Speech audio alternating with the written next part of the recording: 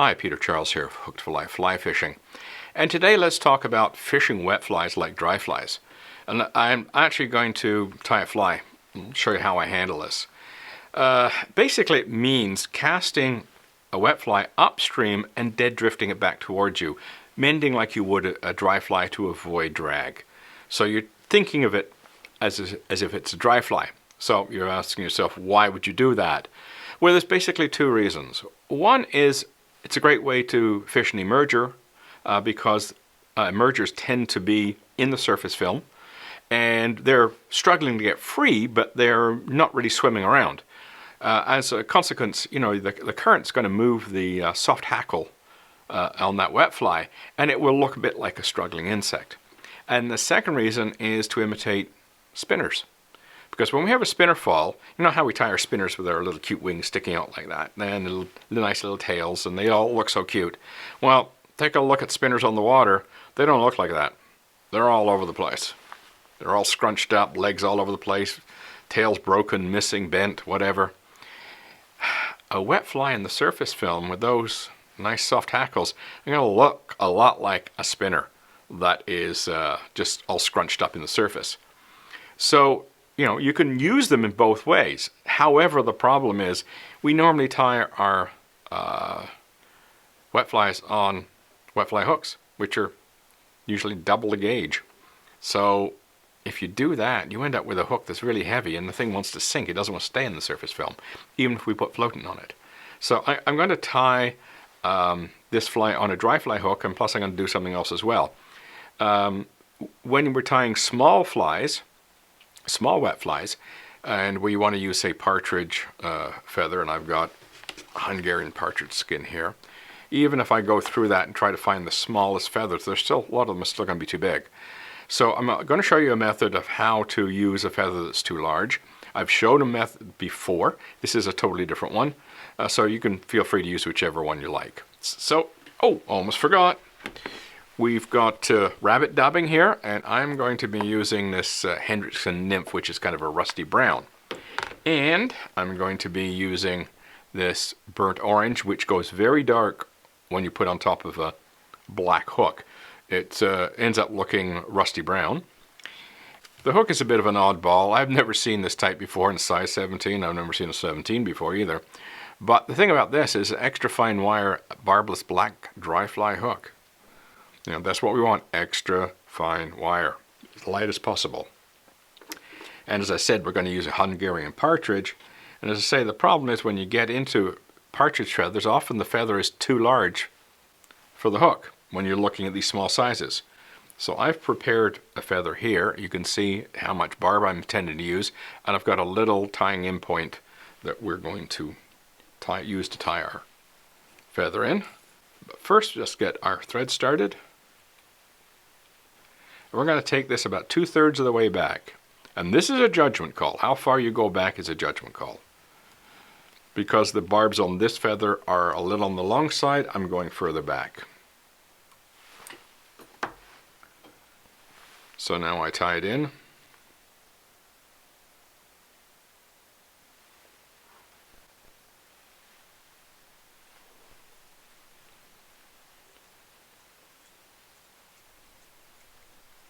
Bring your thread out of the way.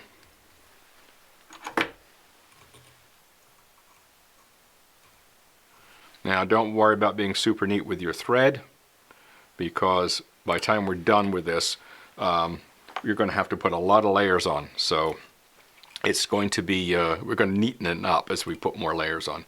Now we wind our hackle, and I'm going to use a light hackle plier here, because it's very easy to break these quills when these smaller feathers. Stroke it back. Be very careful when you're stroking it back, and then start to wind. Wind forward the way you would normally do.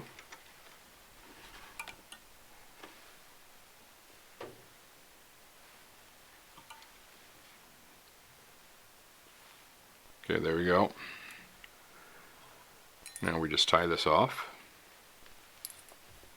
Now normally I would be a little bit more careful tying this off because I wouldn't want to have that unevenness. You see, that's not really packed together all that well, but in this case it doesn't matter. Now what we're going to do is bring this forward, all the barbs forward.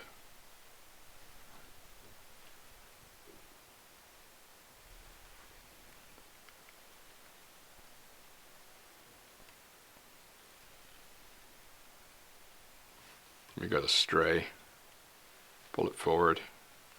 Of course, there's always one that's going to be a pain, so it won't cooperate, cut it off. Now we're going to wind back, and at this point we're going to finish our body, and you see we're just using thread for the body. So try to get this all squished down so it isn't too lumpy.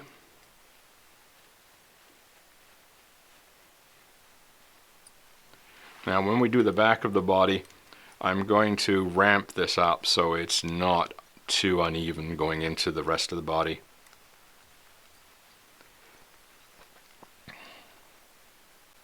I mean, if you really wanted to add a tail, you could at this point, but I'm just going to finish it off with thread. I'm not going to worry about a tail.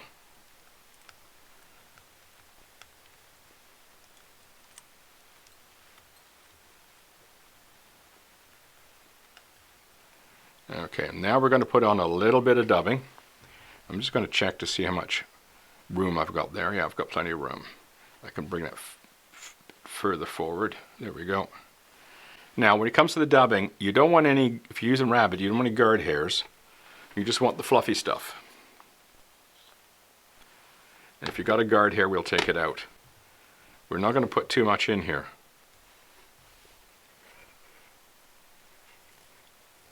This is going to be just a hint of a thorax.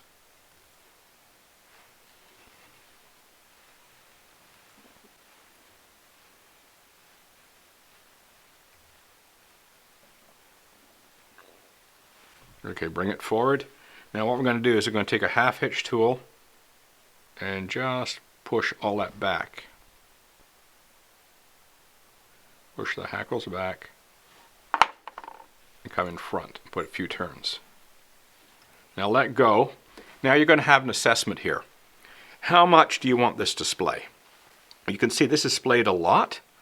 So I would think this would be really good for a spinner pattern with them splayed out. I mean, you can put them back a little bit more if you wanted, so they're more swept. Put a few more wraps in there, and you see now it's starting to sweep back. So one of the things you can do here is, if you plan on swinging this fly after you have dead drift it, you might want it set up so it is more aimed for the swing as well as the dead drift. But I'm going to leave this one like that, and I do have a guard hair in there. We'll leave it there. You try to avoid the guard hairs in the rabbit if you can. Now I'm just going to very carefully put some half hitches in here.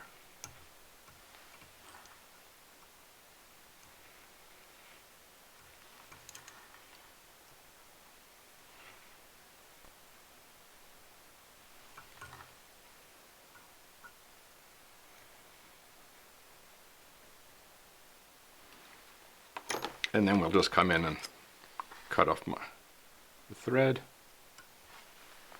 There we go. Now you could put a drop of head cement in there to keep that from moving. But there you go. You've got a lovely wet fly that will do a great job as a spinner. That orange will go rusty brown once it gets wet. The thorax will get a little darker. And you've got all that lovely soft hackle, splaying in the current. Ready to, this is going to be a dynamite little fly that you can dead drift. I mean, you can float this in the surface film, just a little bit of fly floatant in that thorax, and it'll be right in the surface film, and it's going to be a dynamite pattern. As I say, you could add a tail to it, but I wouldn't bother. And you could options as to how much you want to have that hackle push back or you want it spiked up. I'm going to leave it spiked up. I think I like it like that. So think about it. You can use wet flies in ways that we're not used to thinking of them, and that is the imitation of an upstream presentation, dead drifting as an emerger or dead drifting as a spinner. And you know, if you keep in mind that if you're using a black hook like I'm using, think of the color of thread you're using, you're going to be wrapping over. Test it. Like I've got one here. I was deciding on my thread, so I took this little guy and got it wet and saw what color it came out. Thought, bang, got it. And that's what I'd like to do. I'll tie a sample, get it wet, see what it looks like, and then I'll tie up the rest. I won't go ahead and tie up a whole bunch and find out I've used the wrong color. So it's the color that's wet that's important. So it looks orange now. It's going to be rusty brown when it's wet. So there we go. That's a simple partridge and orange tied dry fly style, basically, and used for upstream presentations in the surface film, dead drifting. It works like a charm, and you know, don't be afraid to try it. Just remember, you want to be using, you know, our extra fine wire hook. So try to source those if you can. Just don't go with any generic hook. The lighter you can get the hook, the better this fly will work. So give it a try. Cheers.